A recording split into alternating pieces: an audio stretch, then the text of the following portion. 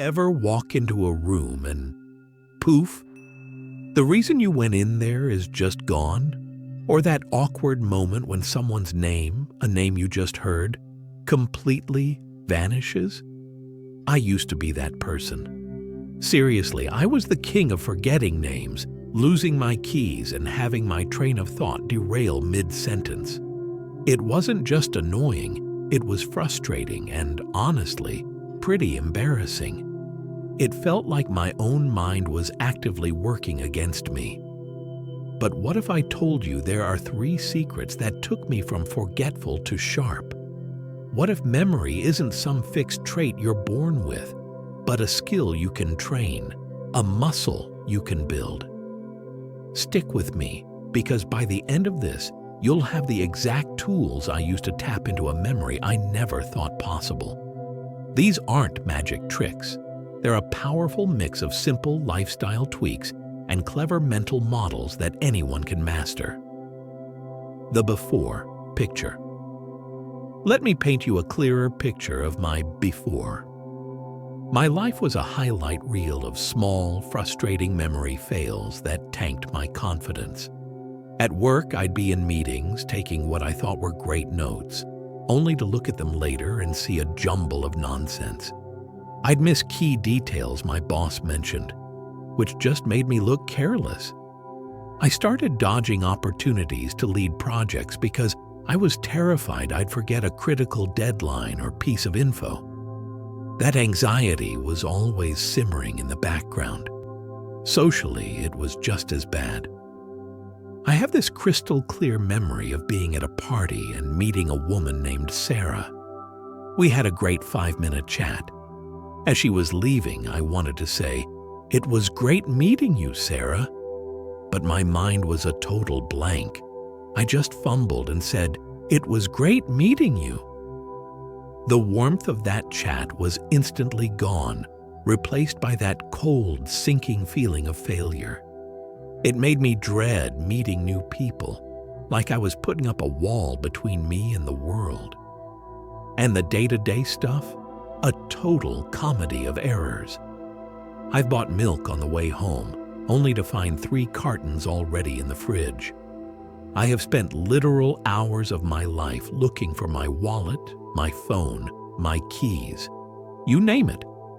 It felt like I was living in a permanent mental fog, that my brain was running at 10% capacity. I just assumed, like a lot of people, that I was born with a bad memory. And that was that. I was so wrong. The turning point. The final straw was when I forgot my parents' wedding anniversary. I had it in my calendar, I had reminders set up, but I'd gotten so used to ignoring my own systems that I just blew right past it. The look on my mom's face when I called a day late. It was a punch to the gut. This wasn't about misplacing keys anymore. This was about letting down people I love. That was it. I decided I was done being a victim of my own forgetfulness. I went down a rabbit hole, a personal obsession with the science of memory. I read books on neuroscience and cognitive psychology. I watched lectures from brain coaches and neurologists. And what I found was a simple, powerful truth. While some people may have a natural edge, memory is far less about what you're born with and far more about how you train it. My brain wasn't broken, it was untrained. That realization changed everything. It flipped my mindset from helpless to empowered. From all that research, I boiled it down to 3 core secrets, the 3 pillars that I built my new, reliable memory on. And the first one is the foundation for everything. Secret number 1, optimize your lifestyle for brain health. Before you learn any cool mind hacks, you have to treat your brain for what it is, a physical part of your body. It has biological needs. You wouldn't expect your car to run on sludge and no oil, right? So why do we expect our brains to perform at their best without the right care? Research shows again and again that a healthy lifestyle is the bedrock of a great memory. This was my first secret. Stop treating my mind and body like two separate things and start building a lifestyle that actually fuels my brain. This really comes down to 4 critical habits. First is sleep. Sleep isn't a luxury. It's when your brain gets to work. It's during sleep that your brain consolidates memories, taking them from flimsy short-term storage to more solid long-term networks. Bad sleep totally disrupts this process. I used to burn the candle at both ends, thinking I was being productive. I was actually just sabotaging my memory. The difference after I started getting 7 to 9 hours of quality sleep was like night and day. The fog lifted, my thoughts got sharper, and information just seemed to stick in a way it never had before. The second habit is diet.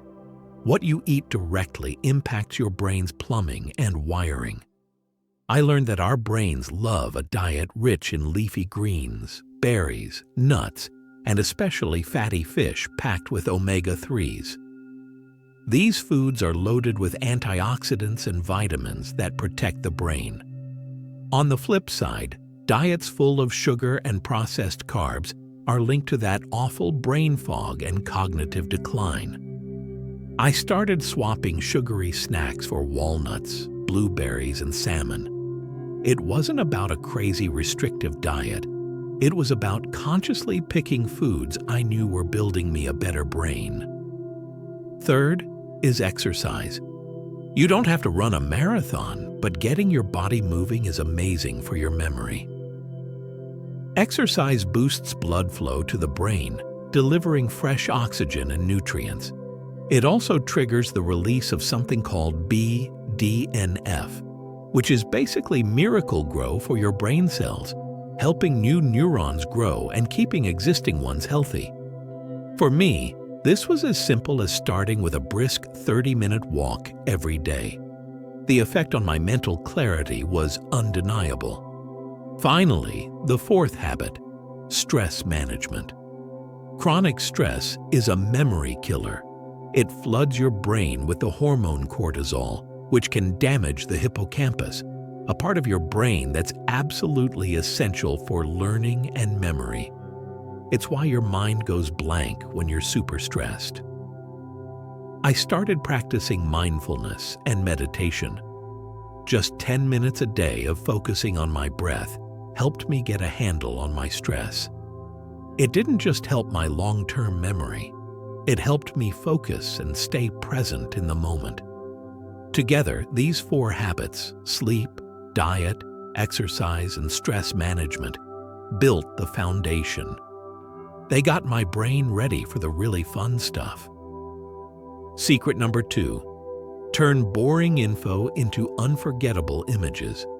Once my brain had the biological support it needed, I was ready for secret number 2, which is all about how we save information in the first place.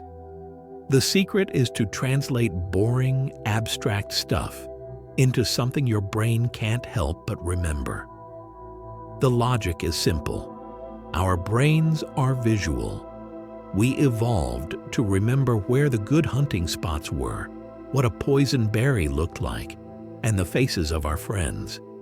We did not evolve to remember strings of numbers or boring bullet points. So, to remember something, you have to turn it into a wild mental picture. The most powerful tool for this is an ancient technique called the memory palace. It sounds fancy, but it's shockingly easy and uses your brain's natural knack for remembering places. Here's how it works. You pick a place you know like the back of your hand. Your house, your apartment, your walk to work. That's your palace. Then you take the things you want to remember and you mentally place them in crazy ways along a route in your palace. Let's build one right now. Imagine you need to remember a shopping list: apples, bread, and milk. First, your memory palace is your home. The journey starts at your front door. For apples, I want you to imagine a giant red apple smashing through your front door, sending splinters and apple juice flying everywhere. You can hear the crunch of the wood and smell the sweet apple. Got it? The more absurd, the better. Now walk inside to the next spot on your route. Maybe the table in your entryway. The next item is bread. Let's imagine thousands of slices of toast erupting from the table like a volcano, blanketing everything in a crunchy mess. You can feel the toast under your feet. Finally, walk into your living room. The last item is milk. Picture your entire sofa is now a giant swimming pool full of milk. Maybe there's a cow sitting on the cushions happily being milked. It's weird, it's messy, and it's totally unforgettable. Now, to recall the list, just take a mental walk. What was at the front door? The apple explosion. What was on the entryway table? The toast volcano. And the sofa? The milk pool. Apples, bread, milk. It's that easy, and it works for everything from shopping lists to speech notes. If you just built your first memory palace and had that aha moment, do me a favor and hit that subscribe button. Because what's next builds on this and is just as powerful. Beyond the memory palace, you have all sorts of mnemonic devices that use the same idea. Mnemonics are just memory aids like rhymes or acronyms. You probably learned Roy G. Biv for the colors of the rainbow. That's a mnemonic. You can make them up for anything. Need to remember the order of the planets? My very educated mother just served us noodles. Making up your own is a super powerful way to learn. Even simple things like using color-coded notes can help create mental shortcuts, making information much easier to grab later. This whole secret is about getting your hands dirty with information and turning it from forgettable to fantastic. Secret number 3, train your brain with active recall. This third secret is the one that completely changed how I learn anything. We usually think memory is about putting information in, but the real work, the thing that builds strong memories, is pulling information out. This is called active recall or retrieval practice. Most of us study passively. We reread our notes, we highlight chapters, we watch a lecture again. It feels productive, but research shows it's a terrible way to build long-term memory. Active recall is forcing your brain to retrieve information without looking at it. Every time you successfully pull a memory out of your brain, you strengthen the path to that memory, making it easier to find next time. Think of it like this. Looking at a path on a map is one thing. Actually walking that path yourself, without the map, is what really carves it into the landscape. So, how do you do it? The easiest way is self-quizzing. After you read a chapter, close the book and write down everything you remember. Or try to explain the main ideas out loud, like you're teaching them to a friend. This is called the Feynman technique. If you can't explain it simply, you don't really get it. You'll immediately see where the gaps in your knowledge are. The struggle to remember, followed by checking the answer, is one of the most powerful learning moments you can have. To put this on steroids, you combine it with something called spaced repetition. Our brains are designed to forget things over time. It's called the forgetting curve. Spaced repetition is the cure. Instead of cramming, you space out your review sessions over increasing intervals. So you might review something after 1 day, then 3 days later, then a week later, and so on. This process of remembering something right as you're about to forget it signals to your brain that this information is important. There are great flashcard apps that do this automatically, but a simple deck of paper flashcards works perfectly fine. This final secret, shifting from passive review to active recall, is what cements knowledge for good and turns your memory from a leaky bucket into a well-organized library. The after picture. So what's life like now? It's hard to overstate the change. That constant low-level anxiety about forgetting things is just gone. Now there's just a quiet confidence. At work, I can be fully present in a meeting because I know I have the tools to remember what matters. I actually volunteer to lead projects now because I trust myself to handle the information. That social awkwardness? It's gone. I can meet a group of 10 new people and use a few simple tricks to remember all their names. The quality of my conversations is so much better because I'm focused on the person, not on my own internal panic. And the little things? I know where my keys are. I remember my grocery list using a quick memory palace. Life is just smoother and less stressful. It feels like I upgraded my own brain. I haven't just learned a few party tricks, I've fundamentally changed the relationship I have with my own mind. I went from being its victim to being its pilot. So, let's recap the 3 secrets. First, build the foundation by optimizing your lifestyle for brain health, sleep, diet, exercise, and stress management. Second, make information stick by turning it into vivid, unforgettable mental pictures using things like the memory palace. And third, lock it in for life by training your brain with active recall and spaced repetition. Stop rereading and start quizzing yourself. You don't have to do all of this at once. Start small. Pick one thing that sounded cool to you and try it today. Maybe it's just taking a 30-minute walk, or maybe it's making a tiny memory palace for your to-do list.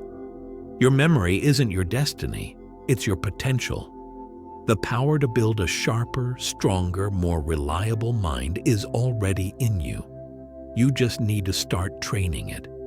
If you found these secrets helpful, please hit that like button and subscribe for more ways to upgrade your mind. And I have a question for you. Which of these 3 secrets are you going to try first? Let me know in the comments below. I'd love to follow your journey. Here's to a sharper memory for all of us.